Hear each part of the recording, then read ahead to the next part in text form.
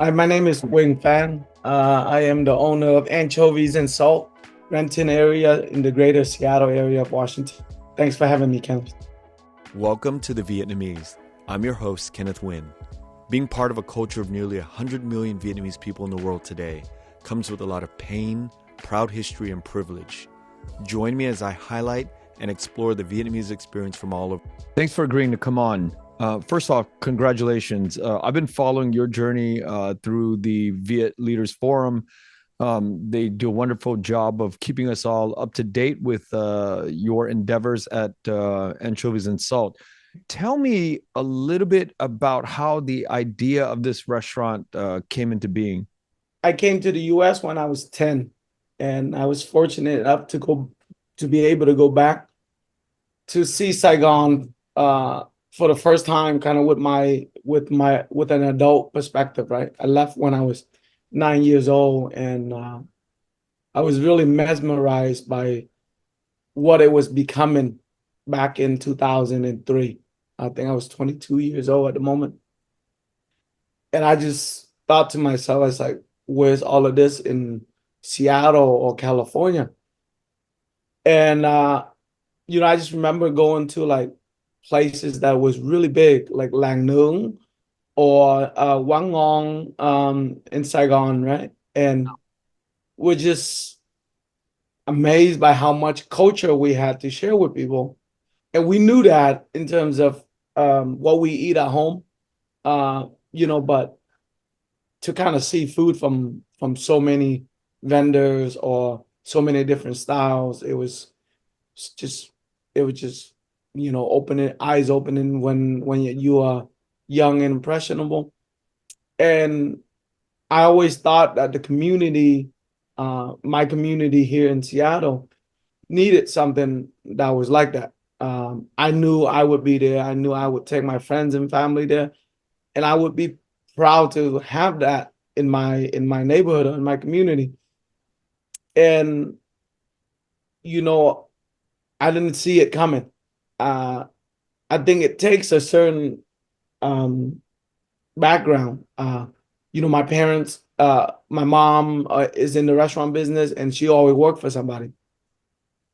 And I knew she can cook, uh, but the place that she worked at, is how it is. It's we offer the very basic, right? The pho, the banh mi of the world, especially when the community is not big yet, and you don't get like people don't understand our food yet. So I always dreamt of, okay, I dreamt it for somebody else. I dreamt it for my community. I dreamt it for my people, right? And because we know there's so much more for us. And the the longing in Seattle always made us venture back to Vietnam, or we would take short family vacation to Orange County, to where you guys are at down there. And Yeah. the talk of every community is, well, we should go to Orange County, California to eat the best Vietnamese food. We can go to Houston, probably the second best Vietnamese food, and maybe San Jose, you know. But, like what the opposite, it rings true when people come to Seattle and who are friends of mine, and they would just make fun of the community. They would just say, like, man, you guys have nothing to do. It's just raining up there. So they land, they do their business, and they leave. And oftentimes I take them to Starbucks Reserve, Pike Place Market, Din Tai Fung, and that's it. That's all we got is Din Tai Fung and Starbucks Reserve. So so it's um Wait, what were you doing when you had nothing to take people to? What were you doing in your life to go? I noticed that there's a gap, a hole missing in something to do as it relates to Vietnamese restaurants. What were you doing with your life? in uh in 2008, I was like 26 at the time, and my family migrated from the US to the US, like in terms of my older siblings, and they didn't have jobs, right? The economy was going to hell at that time. We was facing that recession coming on, big recession. So I started a small construction company, construction landscape company for so that my brothers and sisters, my brothers could have jobs. So that, that's a grind, but it made me learn to work with my hands a lot more. So in 2012, I was getting better at, you know, construction, interior construction, building barbecues, building pergolas for people. So it was taking off, and I had saved up a little bit of money. And, you know, my sister had been sad at her job, and she felt like she wasn't appreciated at her job. And she expressed that at home. So I said, you know what? If you don't feel appreciated at work, let me build you something. So that made me build the first Vietnamese restaurant that I own, and I had bought over a deli, small deli right next to my house. I thought it was convenient for her to work there. So when I opened it, I had the basics, the cơm tấm, the phở, the not basic Vietnamese, not like what we're known for. Not obviously phở, bánh mì, cơm tấm, bún mắm. I wanted to give people everything. And I quickly realized that, like, man, there's no margin in this business. Yeah. If I'm giving people all of this love into the food, and everything is like $8, $9, there's no way there's margin, especially how taxing it was for my sister and for the back of house help. And we did well. We was like, sales was climbing above 2,000. And I'm like, for this tiny little shop, we're doing $2,000, and yet I don't see any margin because Wow. how hard the work was, right? And it was the opposite of what I thought would be true. I'm like, man, if I can, do $1,000 in sales, that's enough to pay my sister. All I need is like 5-10% margin if I'm not doing anything. And I'm 29, 30 years old at the time, right? And I I said, man, this is not it. This is so I I did a quick research into the restaurant industry to see what my peers were doing, what other people were doing. And I found out that Chipotle model, which is fast casual, was really booming at the time. They was growing like 200-300 shops a year, and their margins were great. You want to learn from the best, so I'm always seeking out knowledge. And I'm like, what is the Vietnamese community doing? Who's the Panda Express of the world? That is the Vietnamese brand. And back then, pho hoa was still fairly big, right? But I've eaten at all the pho hoa that was around here, and I'm like, I don't really like this concept. It's my friends owned it, and it's like a powder concept. Let me give you the seasoning, and you would go do open a franchise kind of idea. So I studied Chipotle, a little bit more, and I thought that there's an opportunity for a Vietnamese fast casual restaurant. Um, so it took me quite a bit of time to get like a landlord to trust me. I came up with a business plan in 2018, no, 2014. I found a location in downtown Seattle, close to Amazon headquarters. And the seller had a Korean taco shop, and he wouldn't leave, right? Unless the price was right. He knew that he had a great location. He just didn't have great food. So yeah, he asked me like for $220,000. The space is 500 square feet on the corner of a building. Yeah. And but and he had no lease, right? He had nothing to sell. He was on a month-to-month lease. But in my mind, I'm like, man, you sitting on a gold mine. This is in the heart of Amazon country. Uh, it was next to the busiest Whole Food in the country. So I did my research, and I saw how much lunch traffic was going through Whole Food, and I said, if I even capture 5% of that traffic, I'll make my money back. Right? I'm talking about thousands of people going into Whole Food every day for lunch. Uh, so it took me 2 years to convince him to leave. I remember giving him a contract for 165,000 uh, and giving him 77 up front and asking him, hey, I'll pay you $4,000 a month if as long as the landlord don't kick me out because you don't have any lease. So But hang on, why yeah, would you strike a deal with the lease? Why wouldn't you strike a deal with the landlord? Why would you strike a deal with the leaseholder? I mean, it just doesn't make sense where you would pay that much cash just to get him out, right? Is that what you're yeah, doing? because he had the landlord had no reason to kick him out. He was still running a business there, and essentially I was buying his rights to Wow. be in the space, right? But the landlord was this 75-year-old Turkish dude. He didn't believe in any leases, right?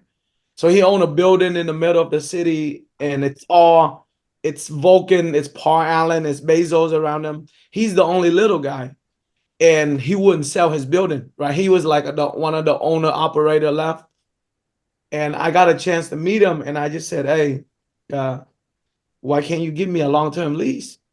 He's like, "I don't like all the complications. I'll just shake your hand.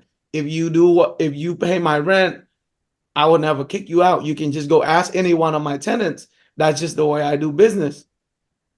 And I'm like, so I checked out his businesses, the people there validated for it. So I shook his hand. I said, I know I can get this money back quickly if I had the right concept. And I have to believe in myself, right? So Yeah, I have wow. A lot of for me concept. Yeah, so in February 2016, February 24th. I mean, like, I signed I signed and bought the space like in January, um, and February 24th. I remember we opened. Like, I mean, like everybody was saying, "I'm crazy. Don't do it. Don't just throw your money away." Family, they don't see it. So, um, it was just I had to take a chance because being that I run a mom and pop shop and my numbers weren't great, I had to build my credentials. So I was lucky enough to be able to give them the 77,000, and I said, let's do it. Did you And still have the sandwich shop one that you opened with I your sister I do, yeah. So to this day, I mean, like, I made my money back in like 8 months.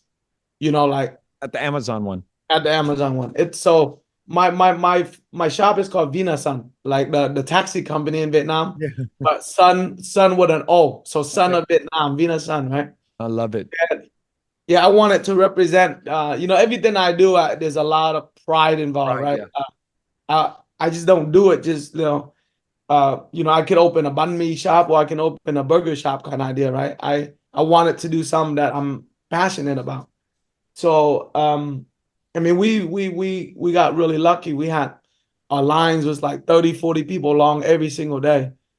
And you know, I just got really lucky that location was booming. Like Amazon was coming in. That And that that don't sound like luck to me, man. That sounds like some big courage because you basically said, I'm going to give you 165 grand and I'm going to pay monthly off. That's like a huge bet. That's not luck to me. That's something that is like the ability to see opportunity and to go for it and now it makes me wonder, how did you become like that? How did you get to the point where you were trusting your instincts to go after something with high risk? 500 square feet is a tiny bedroom. It's a bedroom. it And, is. and you're going to sink 165 grand in a tiny bedroom based on location. Yeah, man. So this building is weird. This building sits on a triangle. So like so it's like it's literally a triangle. So I knew I had a pickup window in the back. I Hmm. mapped it out, and I'm like, you know what? I can make this work. And I've always of the mind. I'm the youngest in my family, and nobody in my family ever takes risk.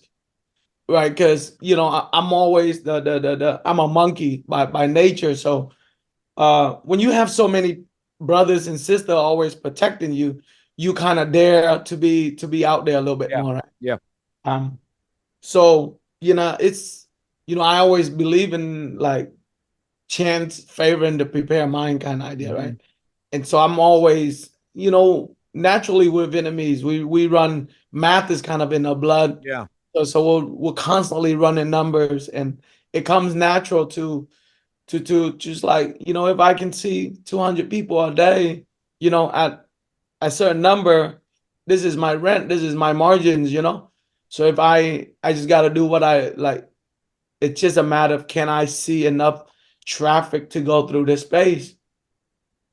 And we was really lucky to have the city booming, to have um like at that time, like a quick research back then showed Chicago having like 22 skyscraper like cranes going up in the skyscraper, right?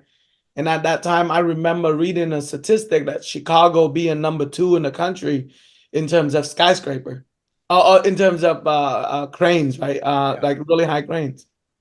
And Seattle at that time had 65. Oh, wow.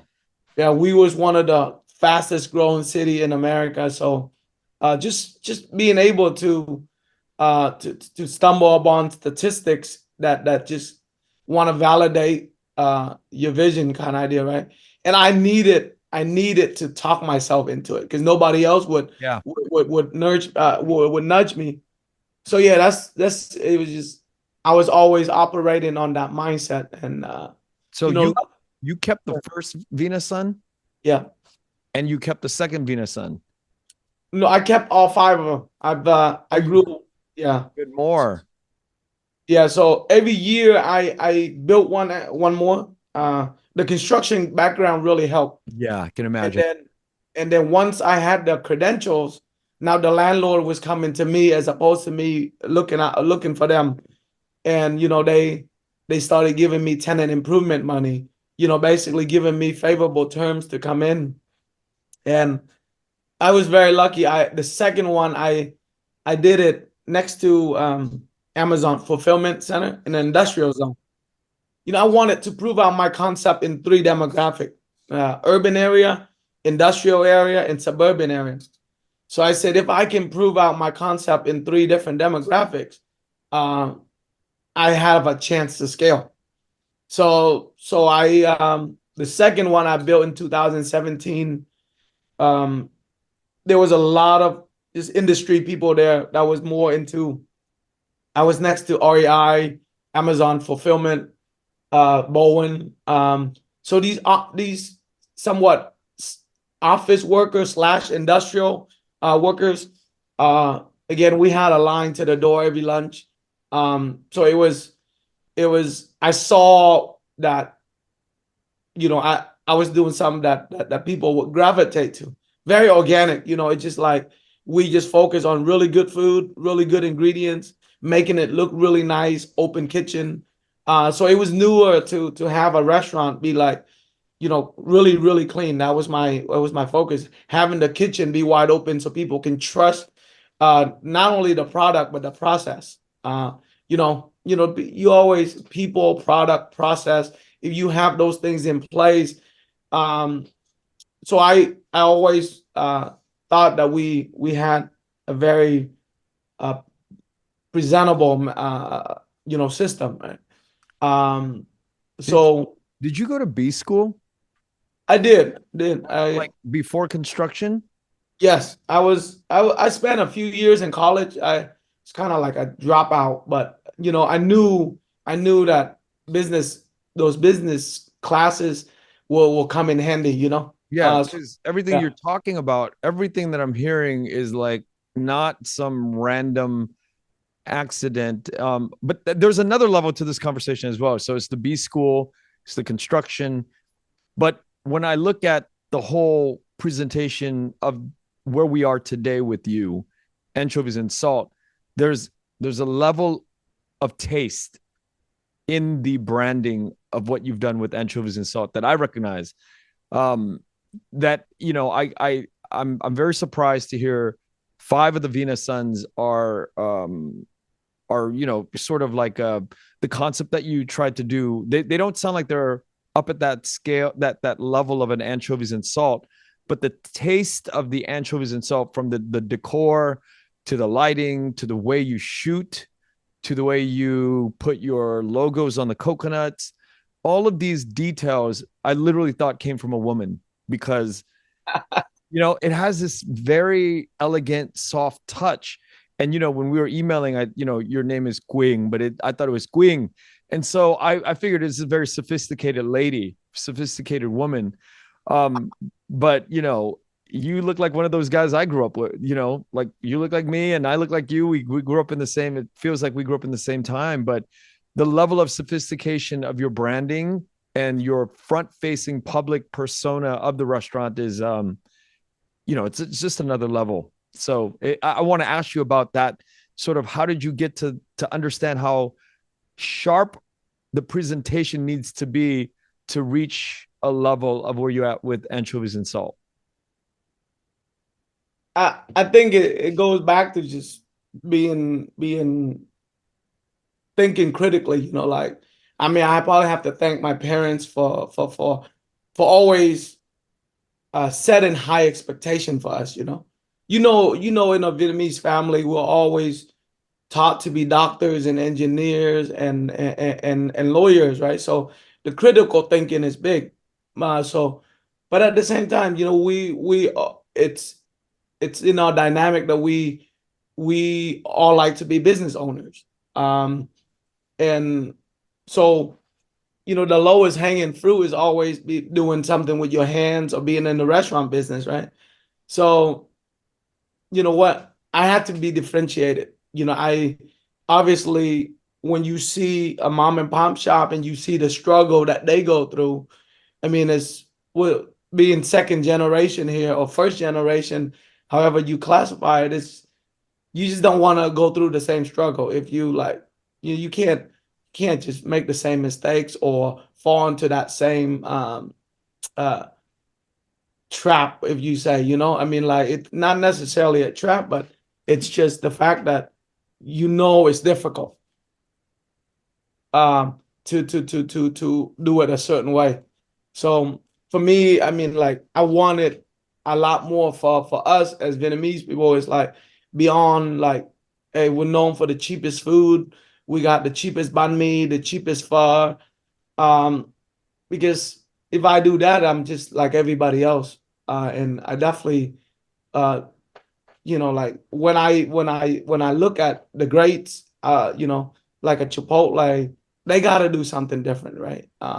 There's not too many Chipotle or Panda Express out there. So there's a Taco Bell, for example, and there's a Chipotle, right? I mean, they both worked. They both made it work, right? But obviously, I had to. It's just trying to be finding that differentiator.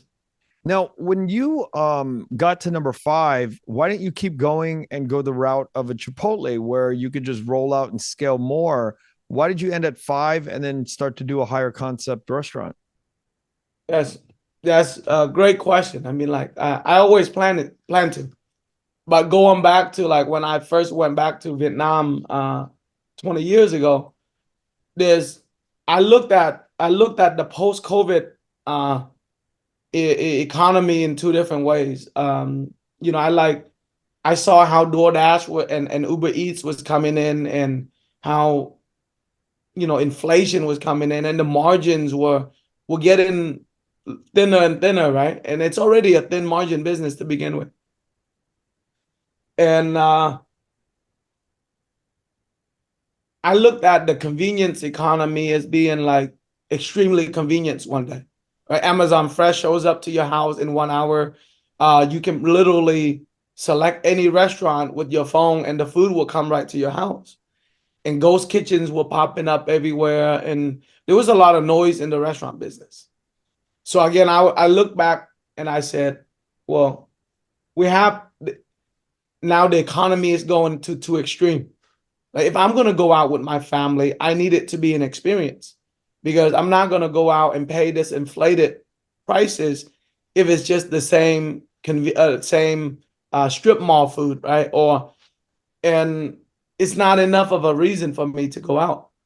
So if I go out, I want to really have a nicer experience. So I call that the convenience economy, and then there's an experience economy. Mm.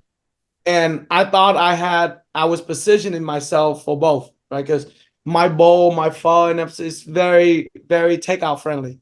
It was very office friendly. I have a ready to eat bowl when you show up at work, a bowl of pho kind of idea.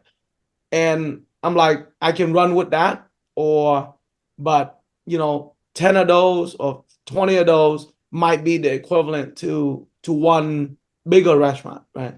And when I say big, I was looking at Din Tai Fung style type of big, and I was looking at Slanted Door in San Francisco, because in 2016 I knew they went viral for being one of the best restaurant in the country, and Charles Phan is like, so like I said, I always look up to the greats and see what they doing that differentiated them. And during my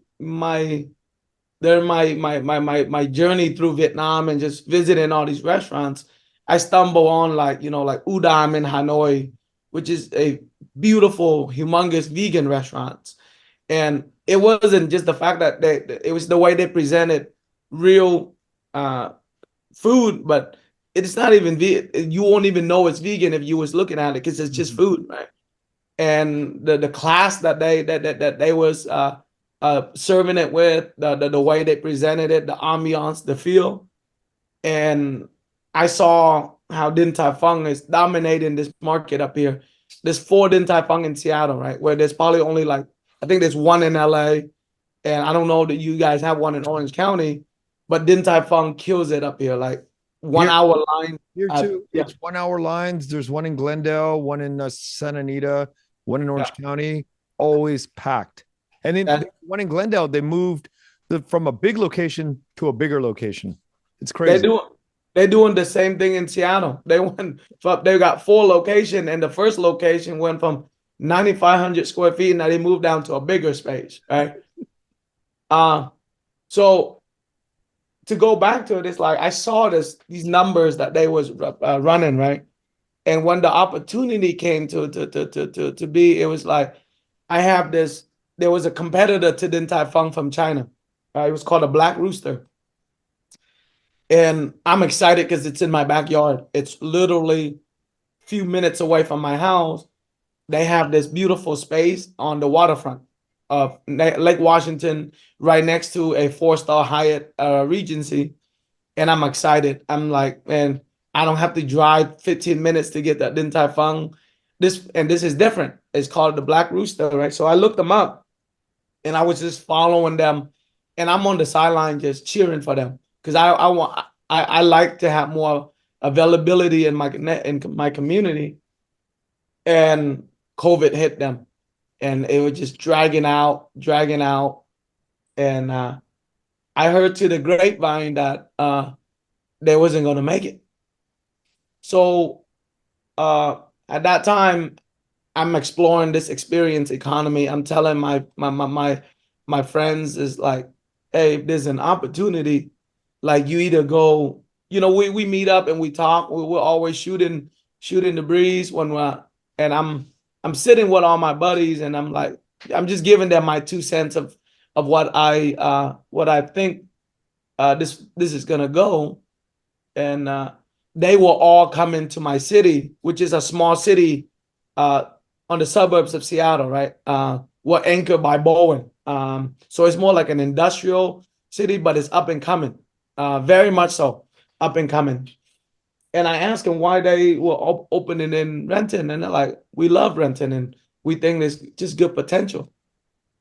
And I was hanging out with them real late at night, and I was like, man, I would never come back to Renton to do business unless they gave me the waterfront. And right when I said that, I recall that I heard that they was shutting down. So I text my agent, and I asked her. I said, "Hey, I heard Black Rooster is closing," um, and she goes, funny you text me because I got the lease. I'm and it's not public information yet, but I just got it like a couple of days ago. And I'm a little, I had one or two drinks in me, right? And I'm motivated. I said, I'll take it. Damn. That is Yes. some crazy shit. That is amazing. And, So, and, and did you know the numbers? Did they give you the numbers? well, not yet, but so she said, so obviously she's excited. Because she, being my agent, she always knew what I had in my up my sleeve. And she's like, okay, obviously we got to get, she's the representative side, she got to get the landlord to agree. So for her it was awesome because now they double dipping. Her company is the listing company, and I'm also her client. Yeah. So not that it helps, because at the end of the day, it took us a year to pitch the concept, to pitch the idea. Um, they wanted high-end Japanese or high-end Mexican food in there. And I put together my business plan. I just gave them my what my vision was for the space, and they loved it, right? Because they knew it doesn't exist. Like, you know, it's hard to really put into perspective because we have such common, well, I wouldn't say common is the right word, but like we're so used to the perception of Vietnamese food being like one way, right? It's where you hold the standard of somebody at like a Brodard or somebody in Orange County as being the default go-to, right? When I go down there, I used to go to Artist for nhậu food. Yep. I would go to Ốc and Lẩu for ốc food. I would go to Quang Hương for cơm gia đình and Brodard for the nem nướng, right? And then there's a few care places. So you guys have all of the bases covered. Standardized. Yes. But I thought like, well, how about one place that had all the bases covered? Like a Right? Yes, like a Wang Ong. Right. So I knew it was an endeavor, right? It's like that's hard work. There's a reason nobody do it, right? And when we do, it's the pay has to be right for somebody to take that risk. So it would always be like a little bit of fusion, right? Like a crustacean, an anki, a slanted door where they would call it modern Vietnamese cuisine or French Vietnamese cuisine, because it was a when you combine the best of two culture or three culture, it just tastes better, right? And it's well received. It's not judged because if somebody's doing fusion food, you don't really have nothing to compare it to. It's either tastes good or it doesn't. If you want to do authentic Vietnamese food, well, now you going up against the grain because you're going up against mom's recipes, auntie's recipes, right? So I knew I'm like, man, this is borderline stupid, but but it's needed.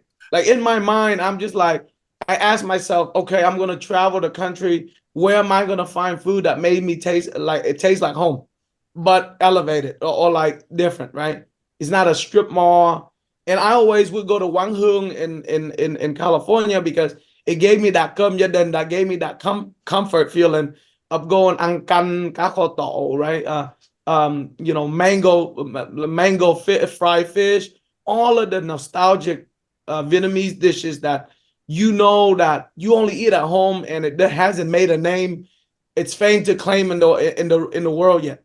And it's so I'm like, well, this is a big opportunity, but it's how do you execute something like this, right?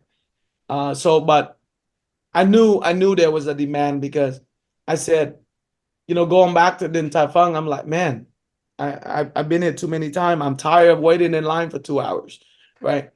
Every Friday, every Saturday morning, every birthday, every Mother's Day, we're waiting in line for an hour just so that my mom can have a seat, right? And she won't go nowhere else because she knows that the Vietnamese places wasn't up to par. It was too, it was, for lack of a better word, we don't put enough love into it, right? It's a matter of a business. And It's a we've very been it's a very practical thing to do to go to a Vietnamese restaurant is to get full off of good food, but it's not catering to the experience of a birthday or a celebration, an anniversary.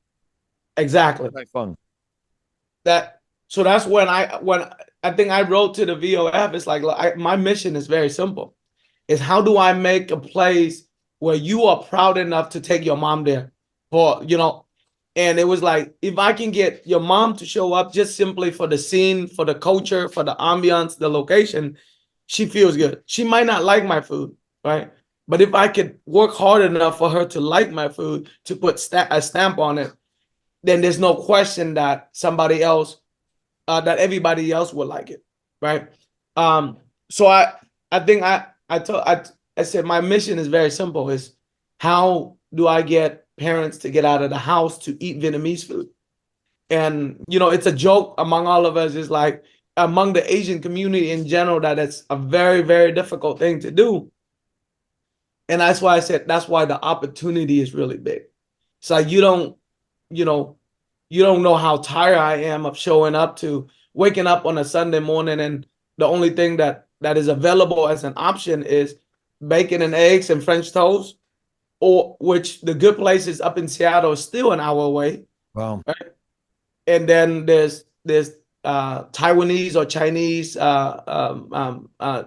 dim sum, right? It's so common that it's dim sum is not a brunch thing. It's just dim sum. Yep. It's a vocabulary and a category in itself, right?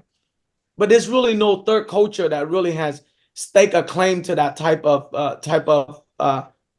where you said this is Vietnamese brunch, right? You don't call it dim dum or something like that, right? There's no culture that has been able to do that or has captivated the audience.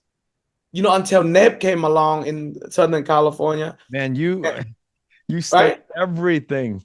You study all these restaurants. You know the ins and outs of all the California spots, like bringing up NEP and key concepts and what they've done down here. It's yeah, you have to know the landscape very well to categorize all of the structural sort of inner workings in the food space for Vietnamese people. Without that knowledge, I think it's hard to kind of define where you're going to be. Oh, I needed to know my place. And Neb is super, super awesome. But even when I go there, that the demographic there is us. We are like we as a Vietnamese, we like that. We love on there, right? And you go there. I remember waiting 45 minutes there, and I'm just chatting with there's only two white people there, and they came from a long way, and it was because it still hasn't. Fountain Valley is very much Vietnamese, right? It hasn't kind of like you can be Asians and all that, but Vietnamese brunch is still not at top of mind for mainstream America, kind of there. And I think they know that, right? I mean, like they cater to a very specific market, which is the Vietnamese tourist market, right? At 8:30, they are lining up. They open the door at 9 o'clock, and everybody wants to get in. And so we know that the Vietnamese community really love this, which is why I said, okay, if I make Bonaire, I'm gonna introduce it to the Vietnamese community first. And being that it's next to the Hyatt, being that it's next to corporate, next to Bowen, people will see that, man, this place is big, it's beautiful, but it's full of Vietnamese people. It must be authentic. And that's why I try really hard to stay away from anything that is fusion, even though modern cooking, there's going to be touches in it that makes it. It has a lot of cultural influence, right? A lot of people don't know. Go ahead, brother. So let me ask you this. I could hear your vision. The mark of success for you is, will my mom and dad come with me to brunch on the regular, on these big events like birthdays and celebration? So your mark of success, it sounds to me, it's not a money thing. It's a very cultural mark. I want to see if I can get the approval from our first generation, our parents, to show up and make it a regular thing. But I do have a question. That's your mark. But today, I don't know how long you've been in operation, but do you find that it's more of the white community that's going to this beautiful restaurant, or have you got that even with the parents' generation, our parents' generation? Is it equal, like 50-50? Where does this sort of demographics lie right now? I would say right now it's more so the Vietnamese community that's been supporting me, which has been it's been amazing. Like I haven't seen so many people come out of the house for so long. Um, it's the Vietnamese community here. I wouldn't call it tight knit, but it's small enough to where You know, when I make a splash this big, they know. And it don't need to be in the Vietnamese newspaper or anything like that. But and I strategically, I went right after the Vietnamese market first. It was just that was just my thing because most of my friends are Vietnamese. Word of mouth is gonna be there, and I went after the dishes I knew would touch their that like we're talking about soul food, yep, Vietnamese soul maybe food, soul food. and, and it that was it. Like uh, instantly they knew that I had things like cà pháo mắm tôm at Mhm. night, right? And I have mắm tôm from Hanoi. So shrimp paste is, like these are the things that people tell us never to put on the menu, right? Because it would scare. This is stuff you can't bring to school, right? And my restaurant being Anchovies and Salt, I mean, like I have 10 different fish sauce. I have mắm nêm, which is anchovy paste. Um, bro, like if you come in and you look at it and you taste all the flavors, you know that I didn't dilute down one thing, right? Because I refuse to dilute it because it's like diluting the culture. It's appropriating my food to kind of meet somebody else's expectation. But the expectation I'm going for is the moms of the world, the Vietnamese moms. So you can't play. You can't just have it be mediocre and get their stamp of approval. So I R&D the sauces, right? And my mom had great sauces. It's always been her best thing is her nước mắm. But then and then mắm ruốc is like ubiquitous to pretty much all region. But in the north, they eat it very strong. They eat like a purple shrimp paste with the bún đậu mắm tôm, chả cá la vọng, right?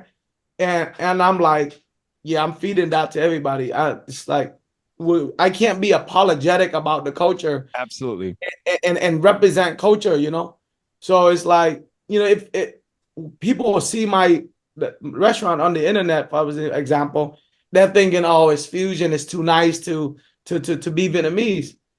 But the opposite is true because it's it's nothing but fish sauce and shrimp paste in my space.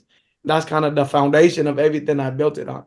And that is sort of the vibe that I get. It's like the restaurants in Vietnam are unapologetic.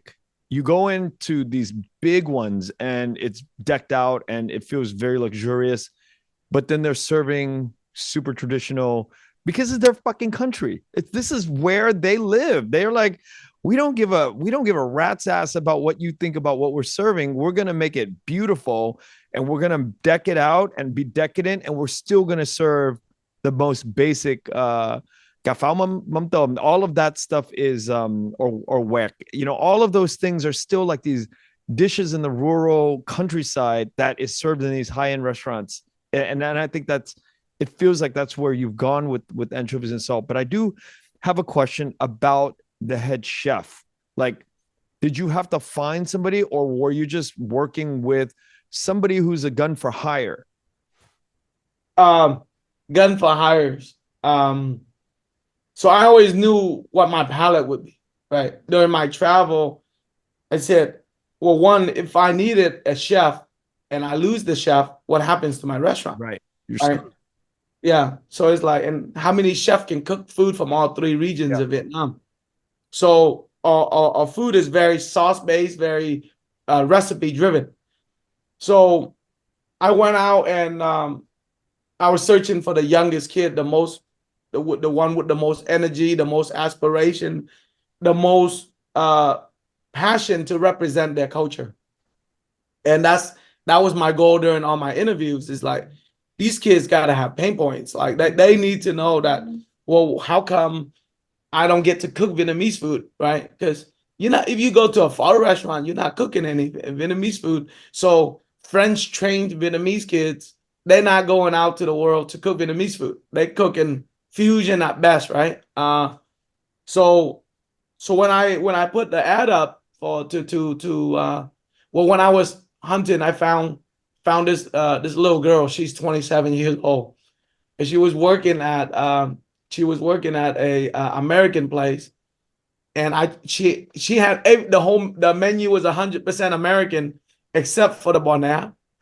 She had, because her boss would allow her to put it on the menu because it was similar to American food, right?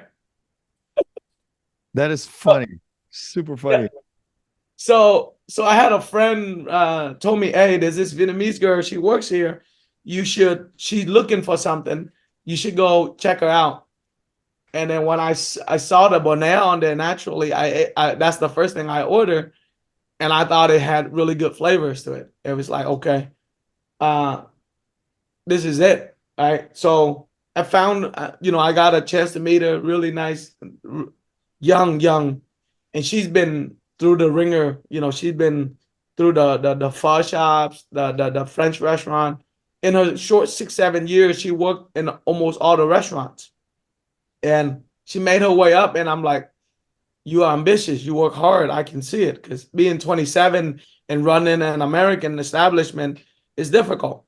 But she was getting burnt out there, so she was getting ready to leave. That's how I got word of it. So I brought her on. I At that time, I brought in another guy from Amazon, and he was from San Francisco. He came up here. He worked for like a fusion Vietnamese place, and I met him through friends of friends, and he was the executive chef at Amazon. So he was cooking like in the cafeteria, making cafeteria food, and he was in corporate. So I said, hey, you want to come back out to retail and do something special? Yeah. And he didn't have no Vietnamese flavor either. Like, he was just eating like Vietnamese American food all his life, and he didn't learn in any Vietnamese setting to have that palate. But I said, don't worry about it. My mom will teach you guys everything. Just go to my mom's house, and we're just going to play with the recipe. We will R&D it. But then I also I have a really good friend from Vietnam, and he's young, 30-year-old kid.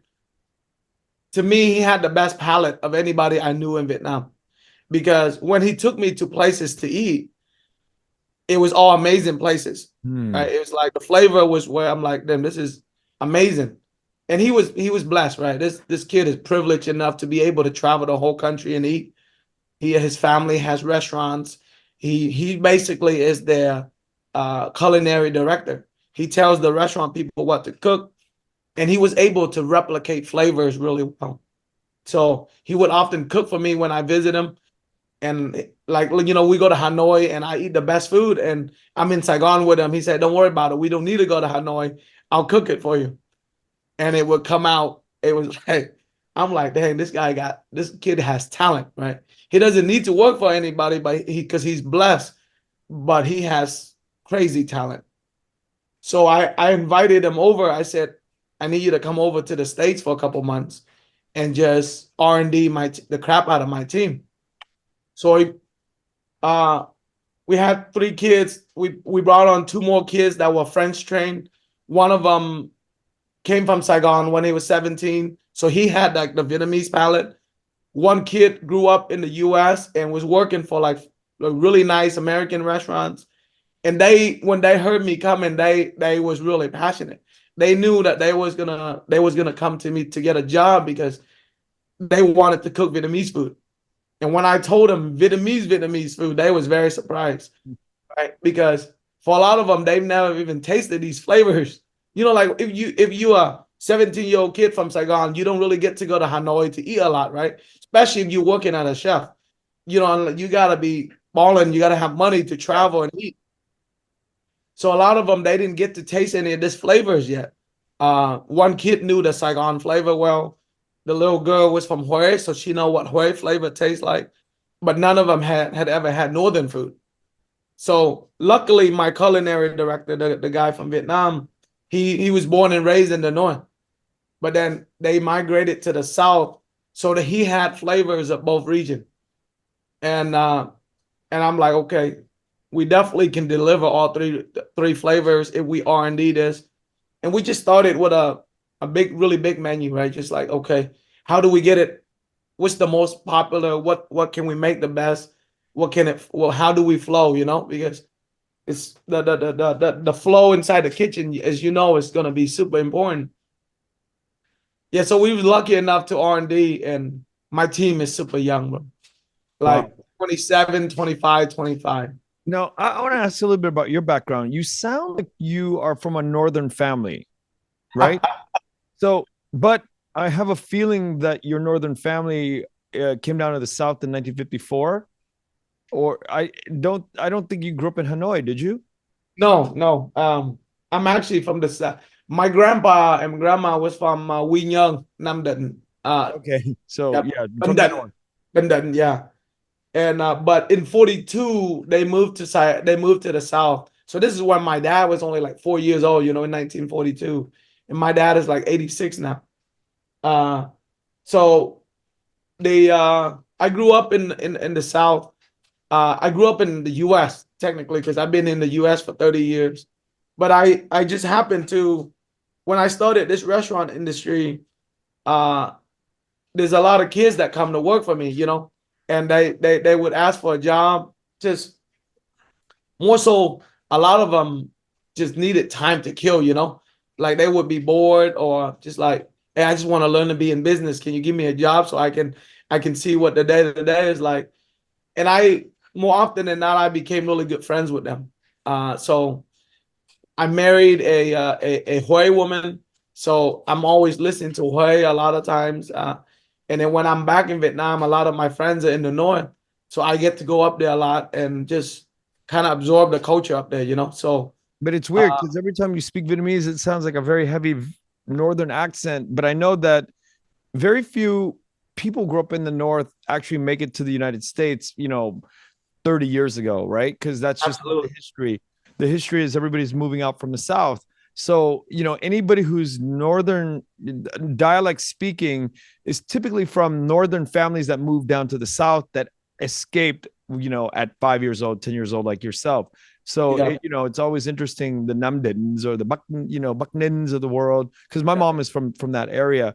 And I always notice a pattern that you never get anybody from the north that left in 75 to 85 or 90. It's impossible. They just didn't leave. So you get all the northerners that were from Benyung or, all these places in the south that come over to the United States that retain their northern dialect. yeah. And actually, I misspoke quickly. I'm from Bình Định, and my chef is from Nam Định. Ah, got it. His family is from Nam Định, which is for a And lot of people, I think it's the origin of pho. That's where pho was founded. So that's why it was tip of tongue. But my grandpa was from Quy Nhơn, and my family, we actually settled in Bình Dương. So that's exactly it. That's the yeah, pattern, right?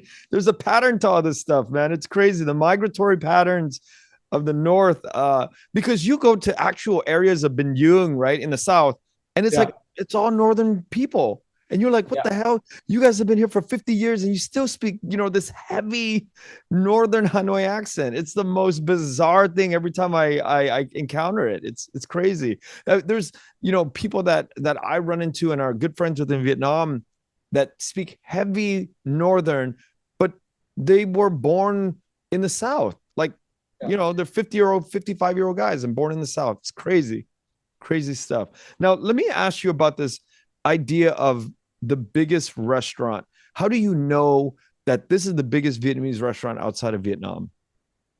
It was never the idea or nor the intention. Um, I'm in construction, so I've been building all my own restaurants. So I'm reading blueprints, and I see my permit, and it says max occupancy 441. Right. And I'm like, whoa, that's a lot. Uh, so I'm like, okay, I remember Brodar being pretty big, right? The new Brodar in Orange County. And I looked it up, and I remember actually looking at it one time. It's just these things catch my attention. And it's 8,000 square feet, 297. Right. It ain't 400. It for sure. I was even just thinking 200, the Brodard Yeah. on first. Yeah, it's 200, but 297, including the people in the back, including the employees. Because we're talking about fire department maximum occupancy. Got Because it. so the employees are included, right? So when I remember that, and I said, well, I've been during my travels, the only thing I know of is La Colonial in San Francisco, Slanted Door in San Francisco, and Slanted Door is 120 seats, 175 max occupancy. Yeah. I mean, it's not tiny, but it's not as big as Brodard. No. And then I went to Anki in is it Costa Mesa? Yep. Costa Mesa. Yep. And I looked them up, and I think they were like around 7,000 square feet. And I've been to the crustaceans, and I know that it's not that big. Yeah. So I'm like, the only thing left is La Colonial in San Francisco, which is 10,000 square feet inside, outside. They got that big awning, the big patio up front. And when I dined in there, it felt claustrophobic inside. I said, this is not that big. Yeah. So I said, this can't be it. So then they opened another La Colonial in Atlanta. I've been to that one, and that one is nice and beautiful, 7,000 square feet. Right. So I'm like, okay, this is all the biggest Vietnamese community in America. I went to Miami. There's hardly anything down there. And then I looked at New York, at Indochine, New York, which is not even Vietnamese. It's French Vietnamese. And it's like 150 seats maximum. So I'm like, holy smoke, I'm at 441, right? Max occupancy. I'm like, what else is there? And I always knew Kim Sung was big, right? And I like, yeah, Kim Sung is like 35,000 square feet, 3 times my size. But I'm looking at them as buffet. They have Chinese food. They have Japanese food. Wedding banquet hall kind of stuff. Yes. So I'm like, does that count, right? And when you have a banquet hall that caters dim sum or Chinese food, I think that should not consider as a Vietnamese restaurant, or especially if it's elevated or like a upscale dining establishment, right? So I said, okay, that don't count. Some people might consider it, but I don't, right? So let's, for the sake of just finding numbers, then I looked up the biggest in the world, and I know in Sydney, Australia, the Red Lantern by Luke Quyen is like 270 something. And I can't find anything bigger than that. And I'm asking my friends in Europe, I'm like, what do you guys have that's big over there? They say, we don't have anything that's big that's Vietnamese, right? So everything I've looked at, I'm like, if Europe is a Vietnamese destination, so the only 2 places that I can't find information on is inside of Russia and inside of China, right? Because China, they don't really have a lot of public information on the internet. So everything I looked at, I'm like, there's no Vietnamese restaurant that is this big. So, and I'm skeptical to run with it, right? Because it conveys, to some people, it conveys pride, right? This is a pride of a community. To some people, they laugh at it. They're like, well, how do you know? And that happened before, and I'm like, well, I have to do my research, right? So I almost consider at one time I was gonna put second biggest Vietnamese restaurant in the world, and then people would say, well, what's the first? I said, I don't know. Do you know? That would be cool. That would be cool. When I first heard of the biggest Vietnamese restaurant in the world, that I didn't think about any of the pride. I didn't think about any of that stuff. I only thought about one thing. I was like, how do you make a place that big not loang, right? Yeah. Not watered down, not, Yeah. at an elevated sort of stance. How do you make it tight, and how do you run it to where the flavors still hold after you're serving all these hundreds of people in?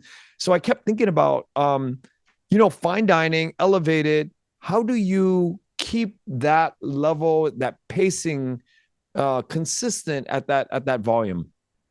Yeah, that's a great question. That's the hardest thing which is why it doesn't get attempted, right? Because you have to be able to, like, I was very blessed that during all my construction years that I always run into trouble with architects and architecture because they would design, but they're not in the restaurant business.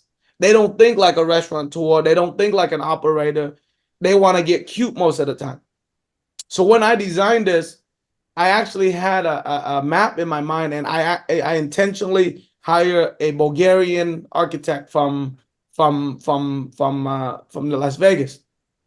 I just told him, I said, look, man, I just need you to do what I tell you and lay this out for me with this vision in mind. You might not get all the aesthetics, the nuances, but we'll get there when we need to, we'll cross that path when we get there. So I got this young architect that I was introduced to. I saw some of his work. I said, design this in a way where it represents Vietnam. I want all 7, 8 regions of Vietnam here. I got Saigon, I got Ba Na, I got Da Nang, the bars, Da Nang, the main banquet hall, Saigon, obviously for scale size. The kitchen is the Ba Na kitchen. The VIP room is a Hoi An lantern room. I built it into a beautiful lantern. The upstairs mezzanine overlooking the water, I want it to be the Hoi Imperial Lounge. So make it look like it's imperial. And then the north end of the restaurant, I want a private room for Hanoi, Sapa, and Halong Bay. And my restaurant is super long. It's like almost 200 linear feet. And I broke it down into 3 sections, Saigon, Central, and then North. So that when you walk through the space, every corner feels warm. Every corner feels, you see culture everywhere you go. And it needs to be that part of the culture, right? So in Saigon, I would have just a lot of craftsmanship that goes back to, let's say old school Vietnamese, right? I have a picture of Nhà thờ Đức Bà, the Notre Dame Cathedral. I have a picture of Bến Thành, right? Bến Thành Market. And then I would just have things like, feng shui stuff that would kind of represent, oh, this is like you can tell this is an Asian Vietnamese restaurant right away. And then, so the space, like I think that's what we have, all this space, and we can only have 20 people and it will still feel busy because it's sectioned out to where, I always knew that it would feel weird if this restaurant, if you had a banquet hall and there's only 10 people sitting in there, it would feel really weird. So it needed to be sectioned out to where, like, okay, if you sit in the big ballroom, there's a lot of distraction. If you have 5 people, you're still looking at the whole lake. Mm-hmm. So your mind is not how slow this restaurant is, but you enjoying the lake view, So, like, to be fair, like we lucked out on probably the most beautiful property you can have in Seattle. Like, I have 100 seats on the water. Wow. And I'm talking about the boats, they pull right up and I can serve you on your boat. You get 3-hour parking. There's like, I have a cruise ship that is like, no, not a cruise, a yacht. The biggest yacht that ever pulled up is 110 feet. Like a super yacht almost, right? 110 feet. And they just pull up right to the restaurant. That is like, how do you get that, right? And the hotel is one of the 4th most busiest hotel in the whole country. Oh, wow. Hyatt Regency, because it's on the water. The park right next to me is like the central park of Renton. It's like the population that goes there, there's like 200-300 parking and it's always packed. So like just I'm like this, and it's in the neighborhood where it's very inclusive, where the income is not like, you don't feel like you can't breathe. You walk in there, everybody belongs there. There's kayaking, there's paddleboarding, there's ice cream. It's like you go, there's a kids playground. So you go there and I'm like, anybody walks onto this dock and this waterfront, you will feel like, oh man, this is a nice place to bring my family. You won't get looked at in a way where it's too rich or too poor. Right. But you're not at the same time watching your back, be like this, so it's waterfront, Yeah. And then we're anchored by Boeing factory. So when you walk out my door, you see all these Boeing airplanes. Mm. Like we'll talk about all the 737s, right? Direct. And so it's like location wise, you just can't. There's no way you can beat it in terms of how inviting it is, right? So I knew when as big as it is, I'm like, you know what? This will put Vietnamese restaurant on the map, right? And I'm less than 15 minutes from the airport. So all the pilot, they stay at that hotel because Alaska Airlines. So I'm like, okay, stewardess is gonna come, pilots is gonna come. If they post about me, their audience is national, their audience is global, their audience is not Seattle. So I had that advantage to like all these travelers. If they were to check in or post anything about us, it has a national reach immediately. So even during my R&D, I would fly it. I would invite my friends from New York, like Chef Helen Nguyen at Saigon Social. I invite Nikki Tran from Houston. I invite Andy Nguyen from Orange County. You probably know Andy real well. So I said, look, man, I need you guys to tell me what my missing links are. What do you guys have in New York? What do you have in Houston? And Orange County of all people, right?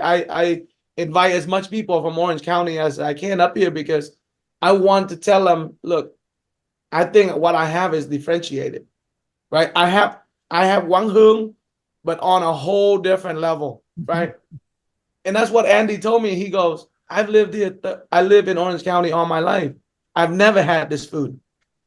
I I said, I said, yeah. I mean, like, I go down there and I search for this food and I couldn't find it, right? So it's like that's one of the reasons I wanted to invite him up here to see what it is that I thought that everybody was missing, right? Like Wang Hung, when you go there, you're gonna get catfish in your kakoto, right? And I said, well, that's too easy because anybody, but is the like if somebody with a more refined palate who got a bigger pocket, do they want to eat catfish? Right. Or right. do they want to eat sea bass or black cod inside their kakoto, right? Or I asked myself a simple question, right? I asked if I was to put a catfish and a black cod and it's my mom's birthday, right? Which one am I cooking for my mom that day? I'm gonna do the black Right? cod. Mm-hmm. So that's why that's the level of elevation I'm referring to when I said, okay, if we're gonna cook, if I'm gonna do baluklak and I have the cheap 299 cut or I got the wagyu, I'm gonna use wagyu to feed my mom. I'm not gonna give my mom the cheapest cut out there. And that's where we put that love into the food, but don't dilute the flavor. It's like you can't make kakotao go bad if you use black cod because it's so rich and it's so bell. So you know what? That's during R&D. It's like if I'm gonna do cá chiên nướng mắm xoài, I was already R&D in halibut, halibut cheeks, sea bass, local lingcods, right? All the because I'm a big fisherman, so I'm like, okay, where's my king salmon, my coho salmon, my steelhead? I'm bringing all of this Northwest flavor. So even when you come from California, you be like, oh man, you guys got a lot of salmon up here, right? Like I needed Orange County people to see that. Well, we don't see a lot of lingcod because that's more like Bay Area, right? Because you don't catch a lot of them down in closer to the warm water of Mexico. Or if you come up here, gooey duck is a lot cheaper than it is down in San Francisco. Spotted prawns, So I'm like, you know what? I can go the route of ốc and lẩu and give people nostalgic ốc hương or ốc len xào dừa. But I'm like, man, those things are frozen, right? They're frozen and it's a lot of work just to bring the flavor to be like what you want it to be, right? Because you have to wash it like 10 times before you serve it. Where if I get something fresh out of the Pacific Northwest, I don't have to do anything to it. It's going to taste amazing. So I didn't want to go the route of being an up and low.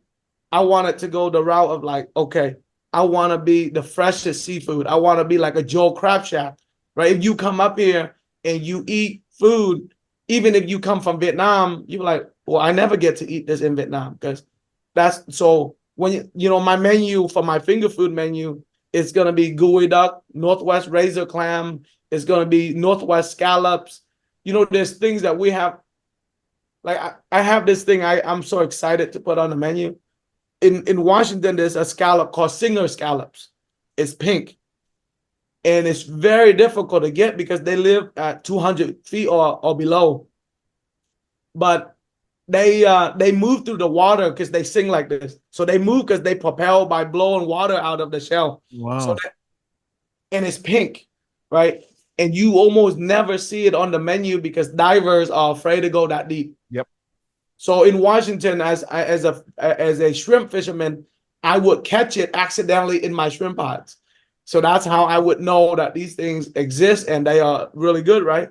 And I would read up on it, and seasonally, there's some companies that would offer it.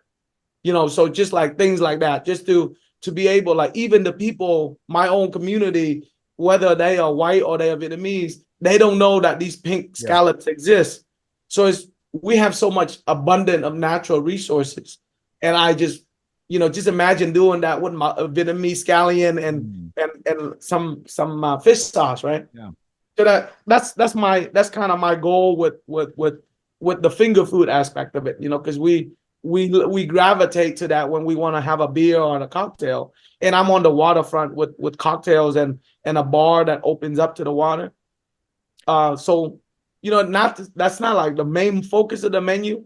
At the end of the day, it's still like cơm gia đình with black cod, right? Or it's rau muống xào, or it's canh chua with king salmon from the Northwest. The dishes still has to be extremely Vietnamese, right?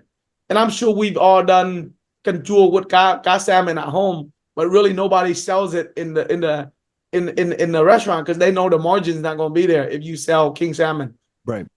Quyen, I again, I started by saying that I was coming for one thing and I got another thing. I got this huge vat of knowledge and information about the way in elevated. I usually always ask chefs and people who come on the show, why things can't be priced, but it's like I don't even need to ask that with you. And I came to this realization today that the future is here. And what I mean by that is that I've been asking, why can't we charge like the French and the Italian? Why can't we like raise our prices? But now we're here. We are here. You've elevated it. You've put us in a space where we can proudly say, okay, look at Anchovies and Salt. Look what they're doing. Look what Quyen is doing up there. So I dream of one day coming up to Renton and going to the restaurant. And I hope that all of the Vietnamese American, public know about this restaurant because, it sounds to me like something that is, again, like I said, it was the standard was like, I was trying to attain it for our community and seeking out where that point of excellence is. And I think we're at the point in the history of our future that we're now arriving at this place where Anchovies and Salt is sort of like that flagship marker that we've hit. And this is based on not just me reading about this, but me hearing other members of the Viet Leaders Forum talk about it. So I want to thank you for your time today, and thank you for going so in depth about the food business with me. And thank you, brother. It's my privilege to be able to share it. Thank you. Thank you for listening to The Vietnamese with Kenneth Nguyen. Special thanks to Brittany Tran, to Jane Nguyen, Catherine Nguyen, Tina Pham, Sydney Jamie, and Christo Trin. Please find us on Instagram, Facebook, and TikTok at The Vietnamese Podcast.